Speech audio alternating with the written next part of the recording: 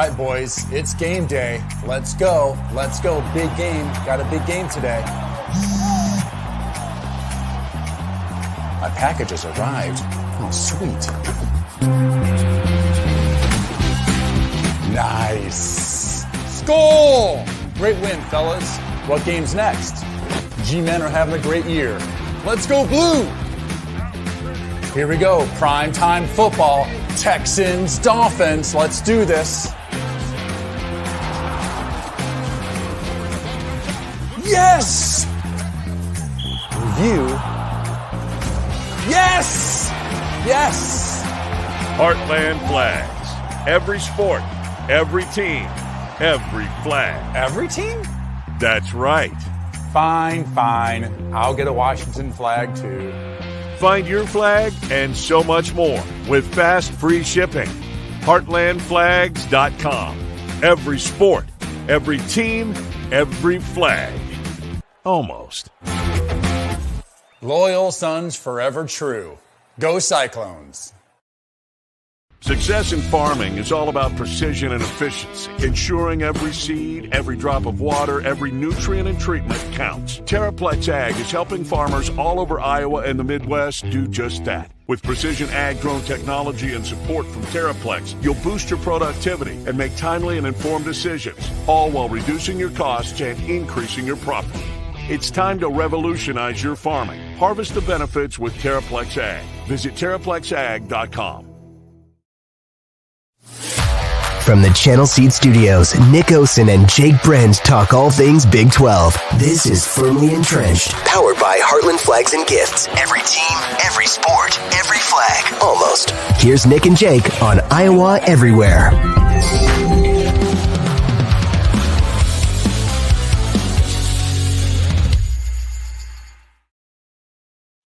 Welcome into the Channel Seed Studios. It's Firmly Entrenched right here on Iowa Everywhere. I'm Jake Brend with Local 5 Sports, based out of Des Moines.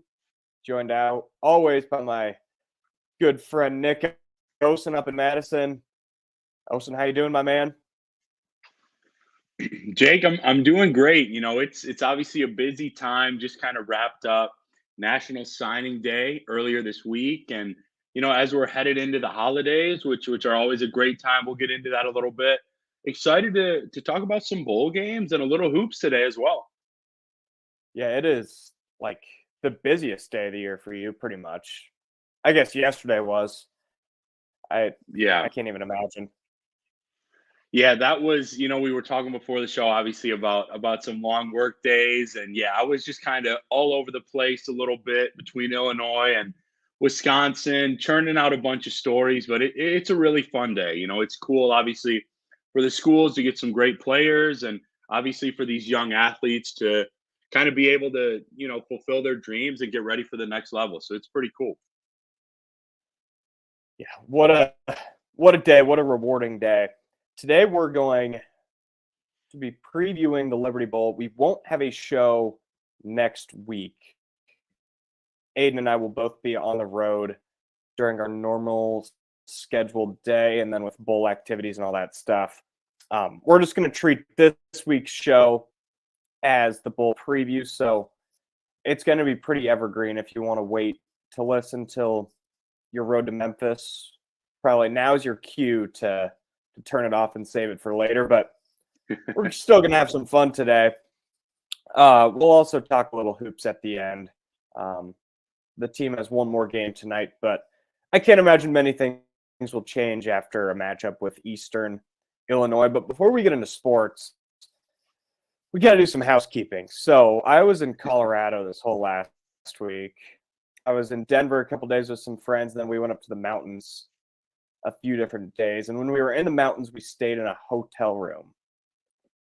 We had some thermostat issues. Nothing was wrong with the thermostat. It was just what it was set to.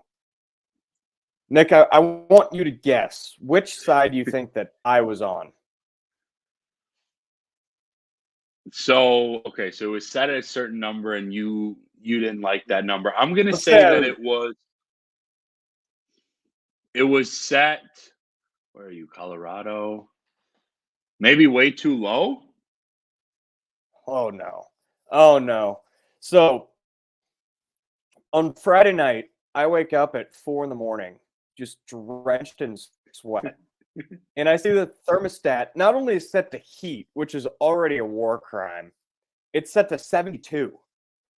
I'm like, this is horrible. When I get to a hotel, the first thing that I do is I go over to the thermostat and I set it to the lowest it can possibly go. If it can go down to 50, I'm setting that thing to 50. If it No goes down to way. 45, I swear, there's nothing better than a cold hotel room. I could not believe. And then the second night, they set it at 74. It felt like I was at a nursing home when they just keep it at 95 degrees in there. It was horrible. It was I so like typically I'm in a hotel by myself, like almost always. So it's never really an issue, but obviously I wasn't going to go in there and set it to 58 or whatever. So if you have a disagreement in a hotel room with somebody, whether it's a good friend, a significant other, what's like the proper etiquette? Is it just, should it be meet in the middle? Because that's what I think it should be. Yeah, so okay, so you were kind of, in disagreement with your friends. They had it set much higher, right? And you Yeah. just didn't want to kind of And make a big deal. Yeah. I'm like, this is way too hot. So I woke up at 4 in the morning, drenched in sweat, and then I brought it down to like 68, which is perfectly reasonable. And they're both Yeah. like, I woke up freezing cold. It sent a shock through my system. It was unbelievable.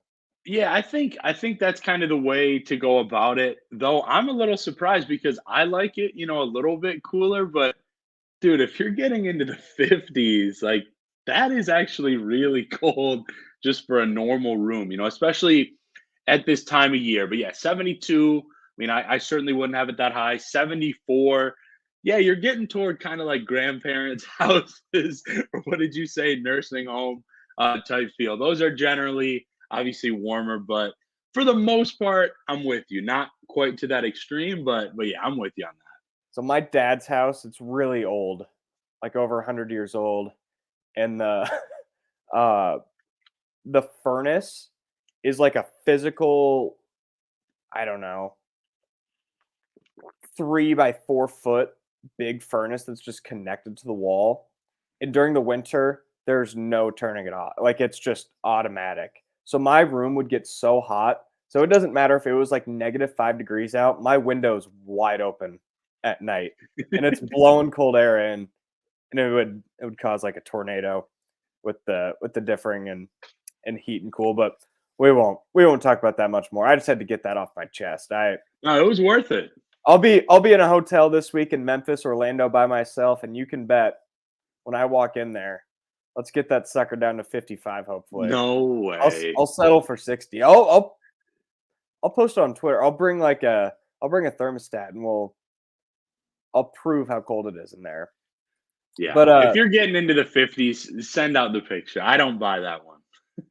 it only if they go down to the 50. Not all of them do. Some of them stop at 60, which I demand a refund at that point.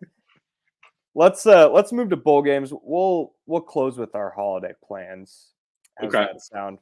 So the Liberty Bowl in 8 days. We're recording this, of course, on Thursday, the 21st, a week from tomorrow. Iowa State will be taking on the 9-3 Memphis Tigers in Memphis in the AutoZone Liberty Bowl.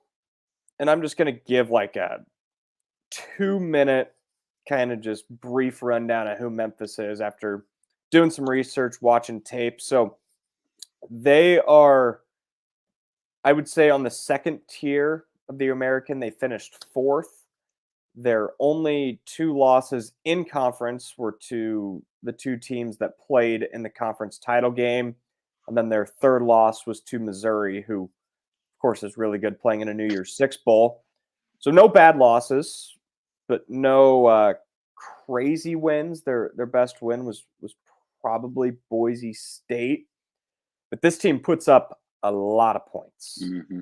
They are a prolific offense, top 10, top 15, top 20 in pretty much every major offensive category.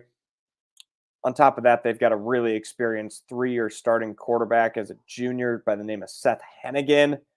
Really steady, really consistent, doesn't make too many mistakes. Really good skill guys, running back, receiver. They are missing 2 offensive linemen that entered the transfer portal. But other than that, everybody on their offense as of now is playing. The defense, on the other hand, very suspect. Their defense coordinator was fired after the season. They're pretty much in the 100s for every major defensive category. Wow. So, in just kind of looking generally through the stats and the ranks, their comparison, whether to a better or worse level, from what I saw, was Oklahoma State. Just as far as really pretty good offense, not so great defense. So that's not going to be perfect, obviously, but that's just kind of to give you an idea what you can expect in your head. So, Nick, is there anything that I might have left out in what you need to know about the Memphis Tigers? No, I mean, in terms of just kind of that initial breakdown, I don't think so. One note that you had really jumped out at me. I'd be interesting what this number would be for like an Iowa State, but 10 different players caught touchdowns for Memphis, which I think is quite impressive in terms of, obviously having those weapons like you mentioned and spreading the ball around. I think that's a pretty high number, obviously. The defense, not a strength, but some good weapons on offense. Joe Skates, of course, and then just kind of another interesting intro type note. Jeff Myers, who was at Iowa State, is now at Memphis with the offensive line. Otherwise, yeah, I think Oklahoma State, that's a solid comparison. And as we get a little further, I'm curious seeing those numbers, Jake, how you feel, if you feel any more or less confident about Iowa State's chances to win this game after just seeing those numbers first. Yeah, I think I feel pretty good about Iowa State's chances. And obviously, there's been no announcement on whether TJ Tampa will play or not. I have no inside information. I have no idea. I would guess he probably doesn't, and he's probably the only Cyclone who doesn't play. You can't blame him at all. He first-round potential, probably no worse than a third-round pick. He's got the Senior Bowl coming up. But even without him, I think that the Iowa State defense will be good enough in this game. And Aiden was telling me an interesting stat off air that Jeff Woody shared on Cyclone Fanatic.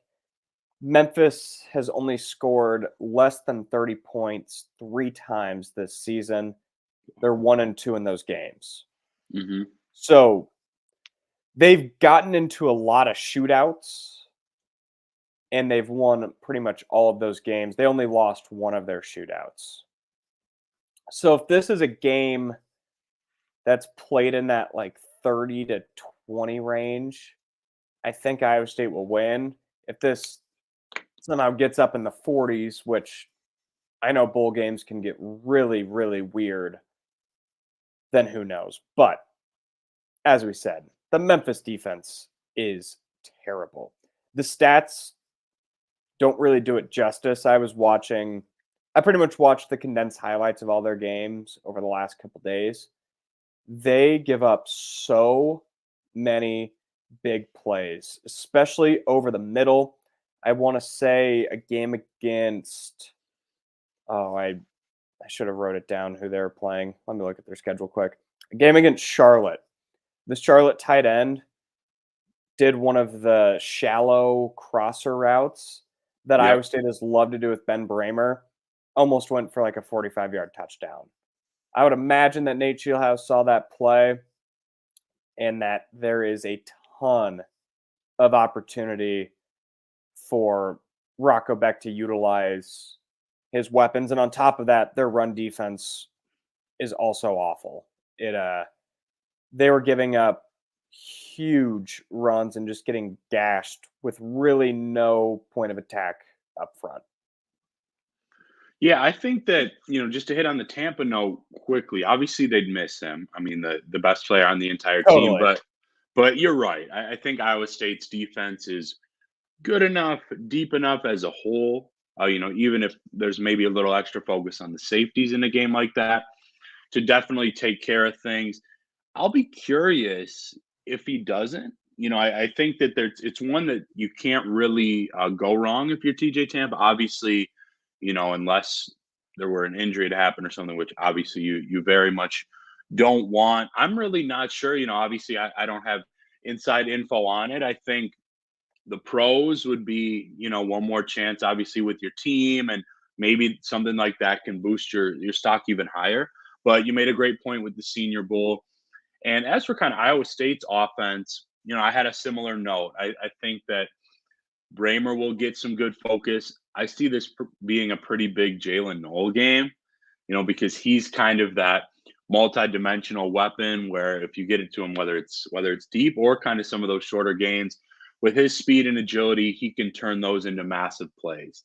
And I think that as a whole, I'll certainly be intrigued to see how Iowa State runs the ball. But like you mentioned, Memphis' defense is just, they're a solid team, obviously, with the amount of wins they have, but defense is not quite there. And I think that Iowa State is one of those teams, which is a beautiful thing in college football, that I think they're still very, kind of concerned in a good way or locked in and motivated to win a bowl game and wrap up the season on a high note.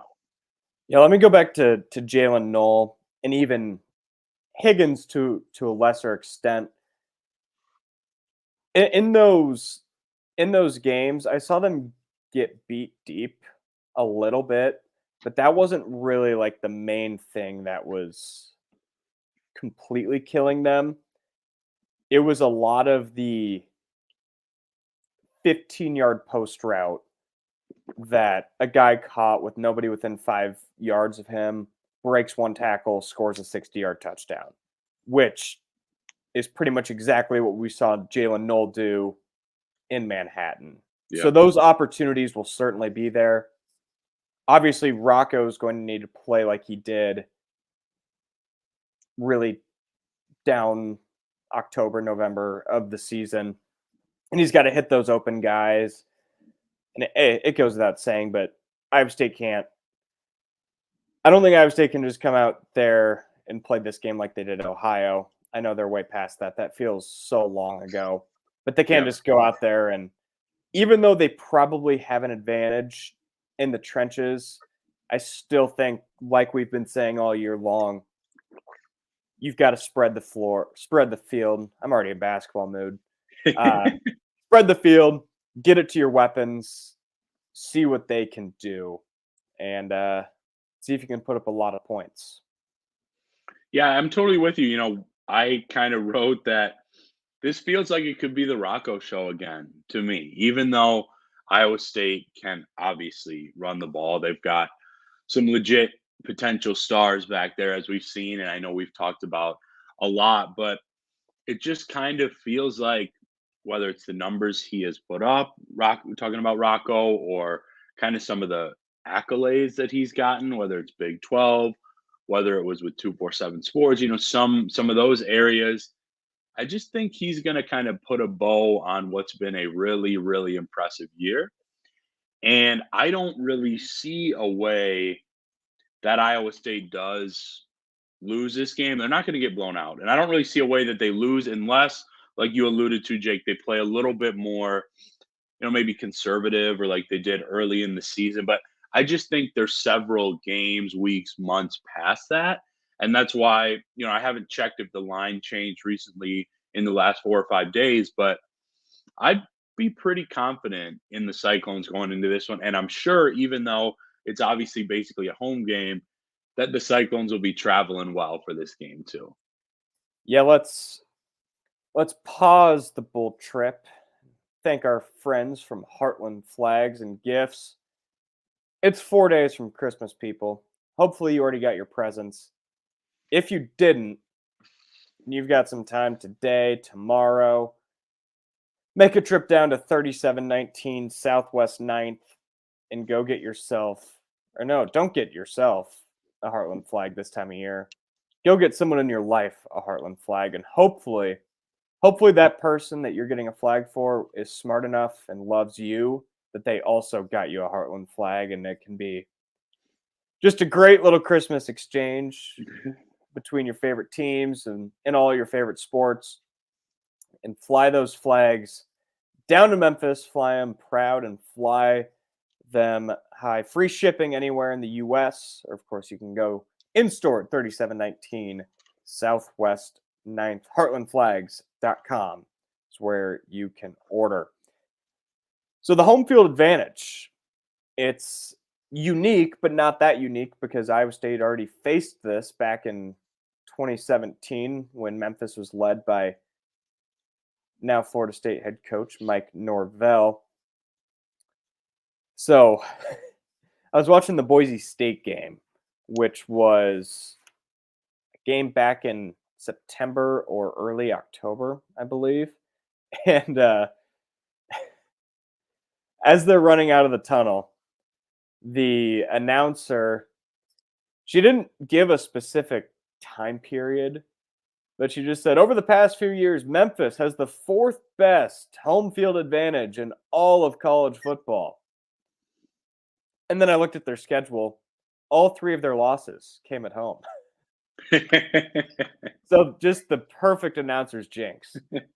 So that was a stat that, okay, that's a real advantage. Maybe they've been really good at home underneath Ryan Silverfield, which they obviously have been, but all 3 of their losses have come in the Liberty Bowl. So in 2017, this game was packed to the brim, half red, half blue. I think it's still going to be a really good atmosphere. I don't think I'm expecting that just because this matchup has already happened in recent history. Yeah, and I think I'm in agreement with you kind of on some of the reasoning.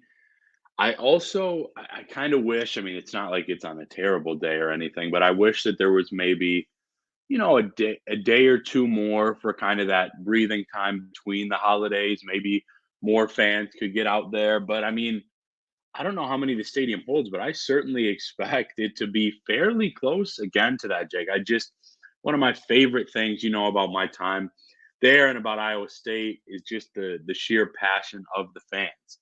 And I think while we saw this matchup already, and now I think we're kind of years removed and there has been even more success within the program, I think it's also kind of a nice reflection point on the year that with what happened in the off season with the gambling issues and things like that, many people didn't expect this season to maybe go as well as it did. I know that we're a couple people that did pick it to go so well, but that's another point for me. So while I don't think it's going to be quite the same as it was in 17, 18, I guess the 17 season, I expect it to be at least 35-40% Iowa State. Oh, yeah. So I was talking like both fan bases in general. Okay. If you consider 2017 a 100 and A+, I'm predicting like 90% A- type. Oh, yeah. So, yeah. Which will still be one of the, if not the best non-New Year's Six atmosphere that there will be in bowl season all year long this year. So, 17 was a little different because it was Iowa State's first trip to a bowl in 5 years. Yep. Memphis obviously playing at home, and they were really good back then. That was the Paxton Lynch team, I believe. My memory's failing me. But no, I think so. I had a point and I totally forgot what I was going to say. Oh, so this year is similar to 17 in a little bit, not that it's the first bowl trip in a while, but it's the first bowl trip that people are excited for since 2018. So let's backtrack, of course. Obviously, last year, no bowl. 21, Orlando, after probably the most disappointing season in school history, over under 10.5 wins, win 7 games. So not only are you not going to a New Year's Six Bowl like a lot of people expected or hoped, you're going to Orlando, which isn't exactly the best bowl destination for a lot of people. The year before that, the Fiesta Bowl, which there would have been 50,000 people there if there could have been. No fans. 2019, Orlando again after kind of a rough end of the season in November. So the Alamo Bowl in 2018 was awesome for everybody who went. And it's been 5 years since then. So that's what makes me think that there will be a rejuvenated, really excited Iowa State crowd. And like everything you added, it's drivable. There's a few days before Christmas. It's Memphis. It's fun, relatively cheap to a lot of other destinations. So I'm expecting a really good atmosphere, and I cannot wait to be in the house for it. And no rain as of right now. Are you working it or going as a fan? I don't remember. No, I'm working. So okay, sweet. I'll be flying with Reina Garcia. We'll be flying to Memphis on Wednesday, flying to Orlando on Saturday, and then flying back to Iowa on January the 2nd. Man, that's going to be a fun week for you. Seriously, it's going to be right off really the holiday fun. too. That's awesome, Jake. Yeah, I was doing the math, and just with the Christmas and the weekend, I have like 2 normal days of work left this new year. The rest will either be visiting family for Christmas or on the road for bowl season. So I'm really excited. I had a lot of fun last year in Nashville for the Music City Bowl. And this year, we get a double dip a little bit. So it'll be really fun for everybody involved. That's living the good life a little bit, man. That's sweet. I'm happy for you. You know, I know you didn't get to work as many maybe Iowa State games as you hoped this fall. So that'll be awesome. Then you'll get to see your Hawkeyes too. So that'll be good. All right. Well, thanks for tuning in today. This has been. What was the Alamo Bowl matchup again? That was Washington State. Okay. Yep. Against Mike Leach. And that I actually didn't even get to watch that game. I was at a Nuggets game. So this is back in the day. I say back in the day. This is back when a lot of these arenas and stadiums didn't have just free Wi-Fi. Mm-hmm. So I'm in the upper deck and I have service, but you know how busy stadiums can be. Yeah. So I'm trying to stream the game, but it's just cutting out. So I miss most of it and get back to my buddy's place with like 5 minutes left. Actually, do you want to hear a fun story about that night? Let's do it. So this was back in my wide right Natty Light days. Matthias, if you're listening, I hate you. Hope you hear that. Just kidding. But so I had this planned trip, the whole 3 or 4 months with my friends who live out in Colorado, visiting their grandparents, and then we'd go to a Nuggets game. This is back when Monte Morris was on the Nuggets. Mm-hmm. So I applied for a press pass as a senior in high school, working for this blog site called Wide Right Natty Light, and they approve it. Their media relation guy's awesome. He sets me up with everything, and I show up. I've never done this before. The only events I've ever been at were Iowa State football games where you just kind of show up to the press box and follow everybody around. I show up at the basement level of the concourse, and I have no idea what I'm doing. I get my credential, and the media relations guy sent me an email, and he's like, you can try and find me here, and I can show you around. I went and looked for him, couldn't find him. So I'm just like this 17-year-old wandering around, and I didn't know what the rules were. So I end up in the Nuggets locker room, and I interview Monte Morris for like 3 or 4 minutes before the game. And luckily, whether it was a security guard or just like a media intern, was nice enough to like let me finish the interview. And then he came up to me. He's like, "Hey, man, you're not supposed to be in here." Yeah. Granted, this is like 45 minutes before the game. So, like, I'm interviewing Monte. Nikola Jokic and Michael Porter Jr. are like 10 feet away from me. And Monte and I are just chatting about the Iowa State-Washington State game that night. And it obviously I learned my lesson a little bit, but nobody got in trouble or anything like that. And they could obviously tell that I didn't know where I was supposed to be, but that was a pretty unforgettable night. I've got a picture, and I'm like interviewing Monte, like just dead in the middle of the Nuggets locker room. No, dude, that is an awesome story.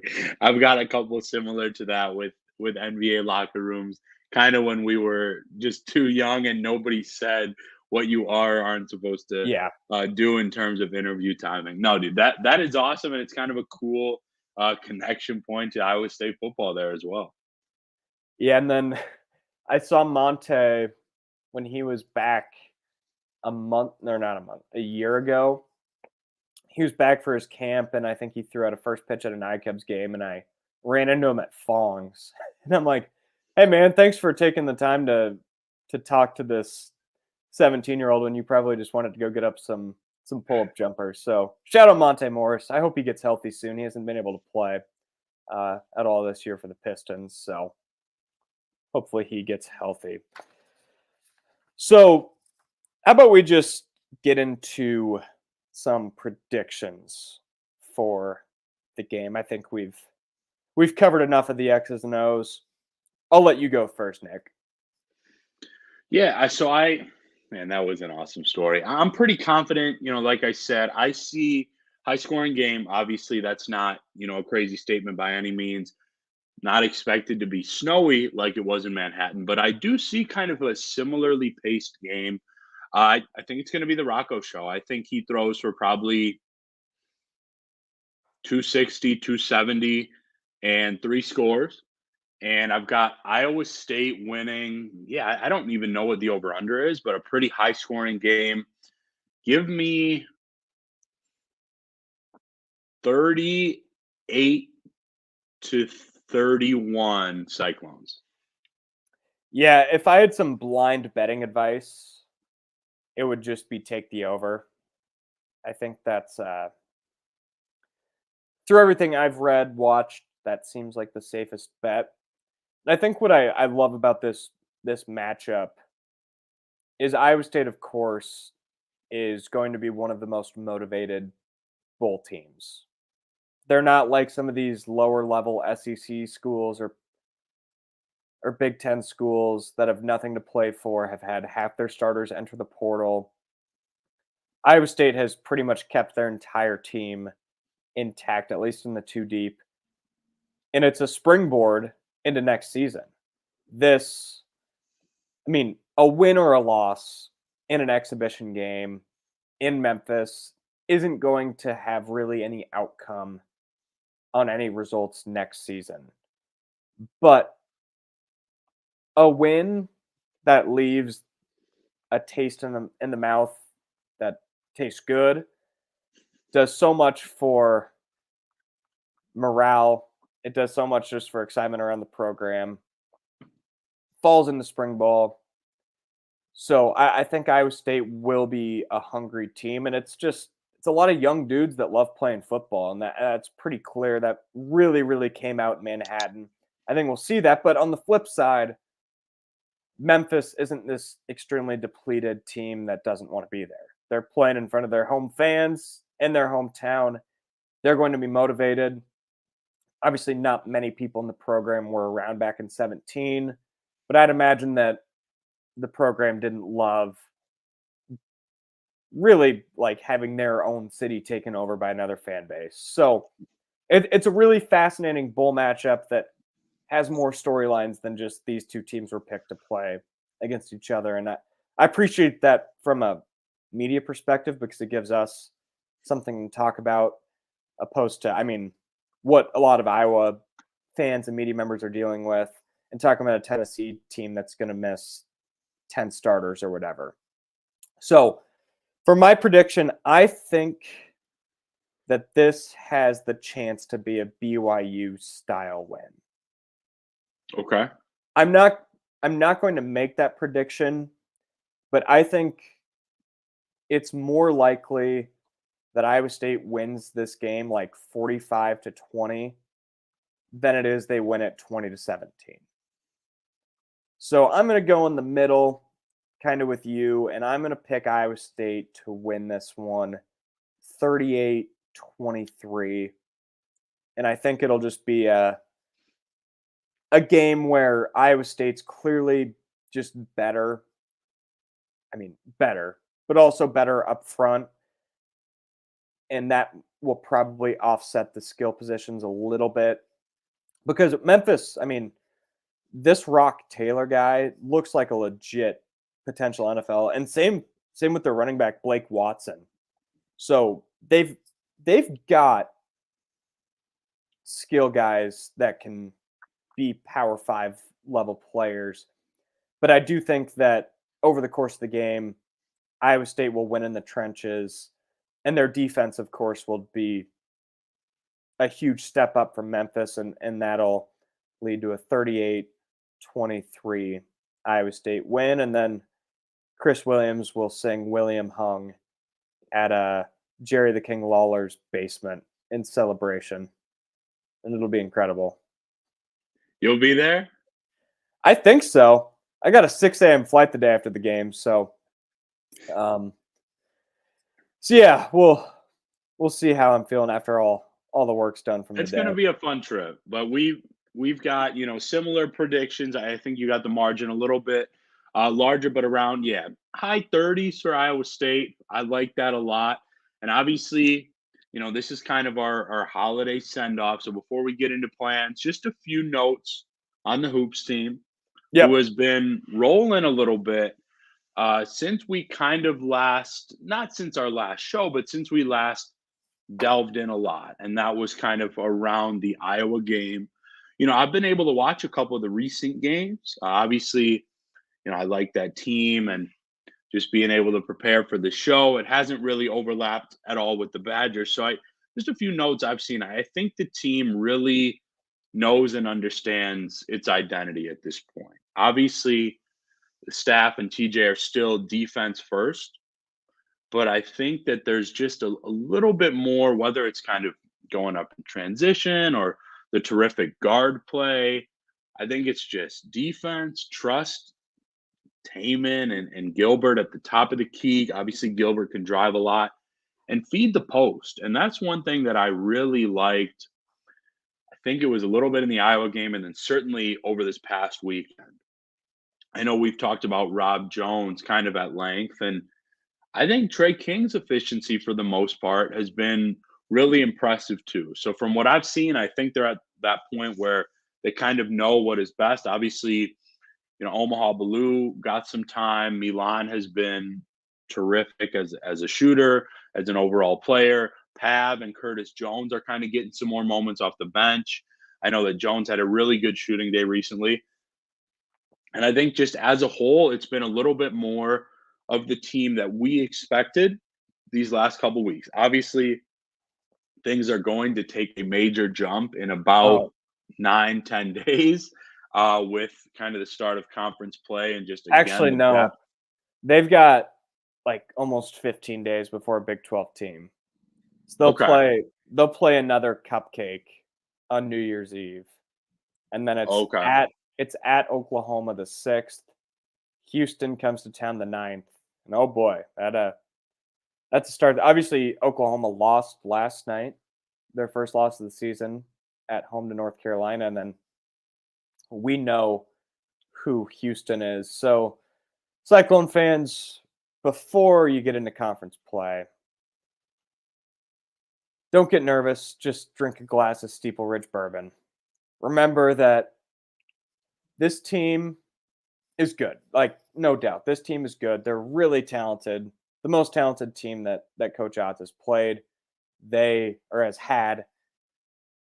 They still keep up that defensive intensity. They're probably not as good on defense because of the up in tempo, but the offense has obviously taken a step up. So this team is going to lose a lot of games in Big 12 play. But that's because almost every team in the Big 12 is going to lose probably more than 7 games in Big 12 play. So this is my warning to Cyclone Fan A in the middle of February.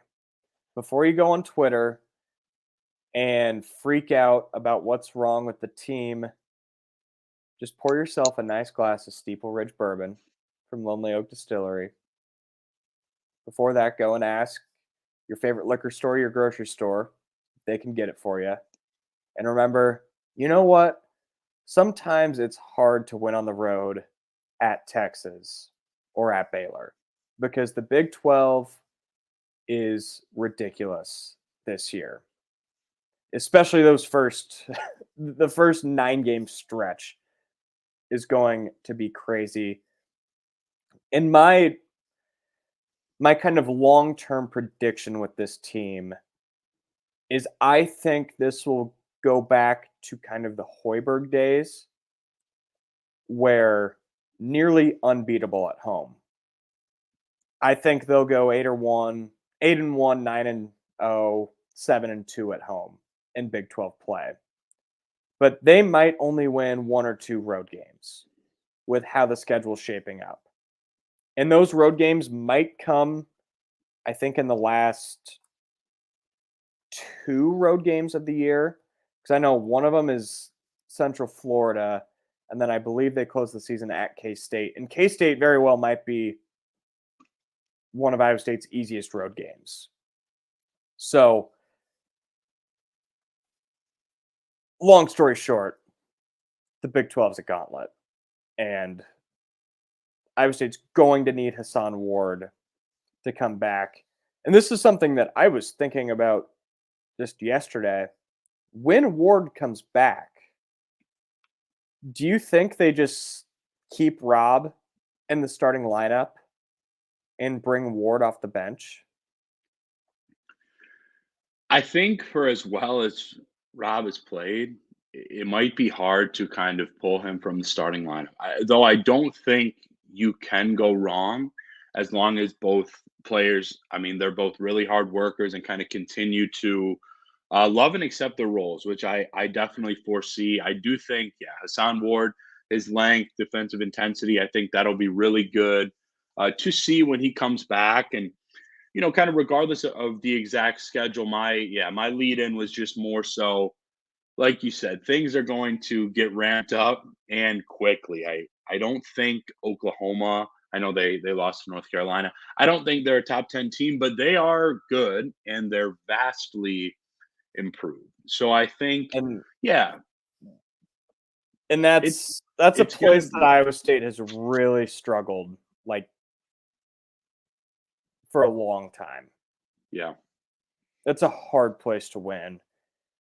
And I feel like they always play, or not always, that's being hyperbolic, but they open the season at Oklahoma a lot. I know they did it back in 2015. So it's a tough place to win, and then you get maybe the best team in the country in your building a couple days after that. At students there or not yet? Nope. So students will miss, I believe, 2 games. Houston and Oklahoma State, which Oklahoma State should be a win no matter what. That team's awful. But then after Oklahoma State, you go at BYU, at TCU. I mean, those are both tournament teams. BYU, maybe a top 4 seed. And then you come back home, K-State, KU, at Baylor, at Texas. Whew. So that's like the really brutal stretch. And then the second half of the schedule is a little easier because you get TCU at home, go to Cincy, Tech at home, at Houston, West Virginia, OU at home, at Central Florida, BYU at home, at K-State. So this might be something where Iowa State very well could be like 3-6, 4-5 in their first 9, but then rattle off 7 out of 9 down the stretch because of how the schedule works out. So and 5 or 6 wins in a row. I'm just saying this in advance because I know exactly how, like, I don't know how it's going to go, but I know how the reaction's going to be if it goes how I just predicted. Yeah, that's pretty accurate with some of the Cyclones fans that you would, kind of referred to. I mean, it happens with just about any fan base. I see as normal, I see kind of a middle ground within there. I'm sure that they'll surprise people with a big time win early on, and then it happens where a team slips up late. But I mean, there's no question as of right now that first half of the conference schedule appears to be tougher than late. But yeah, overall, those were just kind of some things that I've seen, really from the team recently that I think leading to some success as we dip closer to the holidays and conference season. I do have one bold prediction that I'm very confident of. Free throw shooting will lose them 2 games. 2 games. Maybe more, probably not less. So that's something that I'm certain that TJ Altenberger is aware of, and they better hope that gets better before Big 12 play. Because these road games, especially the ones at OU, at Cincy, at K-State, those are going to be like 4 or 5 point games, give or take. Yeah. And that's where the free throw shooting will come into play. So that's just something that'll keep Iowa State fans up at night if it doesn't get better. So what are you doing for Christmas, Nick? Man, I can't wait. So generally, I get to have like a little bit of kind of fun basketball game at the local Y with my cousins to kind of start things off. I love that tradition. We do kind of our massive night with most of the family down in Rockford. That's Christmas Eve. And then, Christmas, I'm all over. I start at the grandparents' place down in Rockford. Then I go to my mom's, still in Rockford. We do a little family planning there, and then come back up here to Madison, where my dad is, see him, my grandma, that part of the family. And I usually end, the holiday, usually obviously talking about Christmas, with just a few gifts between myself and Vivi to kind of wrap things up. But then it's weird, Jake. I don't know if I mentioned on the show, I'm actually not going out to cover the Badgers bowl game. I have a full-time colleague here, so he'll be doing that. So I'm going to be kind of sticking around these states doing some, football and basketball recruiting coverage, which, as you know, I love probably just as much, but a little bit weird for me, for sure. Just really any trip for media members is really fun, but it's a lot of work. That's what I know. Nobody cares. Nobody wants to hear about the day-to-day, but it's never a bad thing if every now and then you don't go on the trip and just stay at home, get some family time, relax a little bit. So that'll be really fun. What are you doing for Christmas? So I've got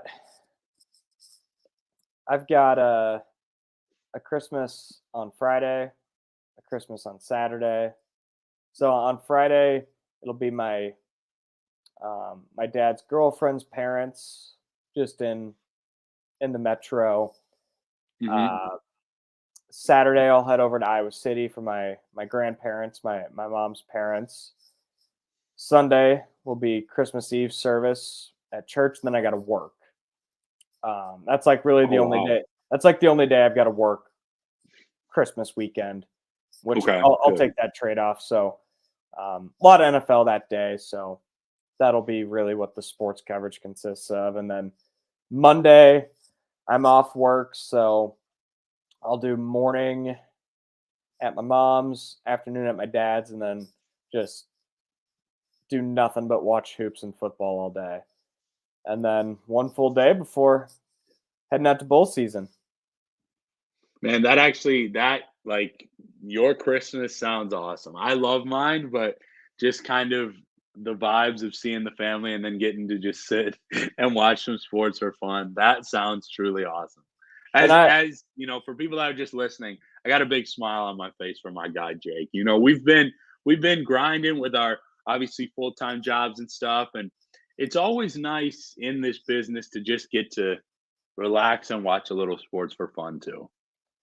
Yeah, I mean, I've been on this earth long enough now, 22 years, where it's just everyone in my family and my life knows I'm watching NBA on Christmas. I mean, there's nothing I can there's no like, let's go look at Christmas lights. No, it's Warriors Nuggets, baby. I'm watching that, and then Brock Purdy in prime time Christmas night against the Ravens, and honestly, winner probably. If the Niners win, Brock locks up the MVP. If the Ravens win, Lamar probably opens the door and it becomes a two-man race. So it'll be a huge day for Brock Purdy. Now, Lamar's one of my favorite players, but I think the way to put it, you said it super well. I think that in order for Lamar to win MVP, probably has to win this game. Yep. For Brock, even if they lose, you know, a close game, as long as he doesn't really, really struggle, and then, I mean, the rest of their schedule, it's what, 2-3 more games after that? I think just 2. Right. Should be wins. So I think, I do think that he's going to get it, which is pretty dang crazy and impressive to say. But I think that's going to be a fun game. I mean, I like both teams, actually. Potential to be a Super Bowl rematch of the Hard Bowl we saw a long time ago. So, yeah, that'll be a great game Monday. I'm looking forward to that as well. Yeah, it's one of the best days of the year. Christmas Day, baby. Presents, ham, Christmas cookies, NBA, and now we throw in some football this year. I'll be a happy, unbothered man all day. I can't wait. And then I love it, man. Maybe a glass of Steeple Ridge bourbon too. Mixed it in with the eggnog. Can never go wrong. Aiden, any fun plans, sir? No. Jake's right. There he is. No, just spending time with family when I'm not in Memphis, I guess. So nothing too crazy. Okay. Fair enough, man. You guys are gonna have a great time down there. I'm pumped for you guys. Yeah, thanks.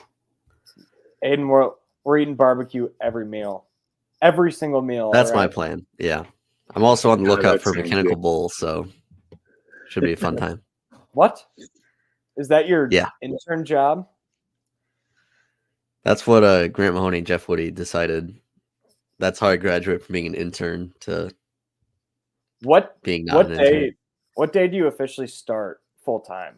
Is it just after January New 1st. Year? Okay. Yeah. Wow. Intern Aiden gets to go crazy one more week before coming. One last time for the culture. Full time. All right. You fellas got anything else? Just, a sincere thank you truly to all of our listeners. Like Jake, my man, said, we won't be on with a freshman next week. So I hope everybody has an incredible holiday season. Enjoy family, friends, and safe travels for those going down to Memphis. I know those Cyclones fans are going to have a great time.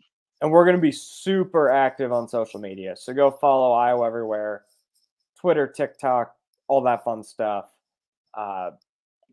We're still going to have I believe, some programming next week, and then of course, Yep. we're gonna have the content out there in Memphis, just maybe not on this platform. So, Cyclone fans, if you're going to the game, enjoy. If you're not, enjoy some good time with family, and we will be back, I think, after the new year. As crazy as that sounds. Thanks for tuning in to Firmly Entrenched.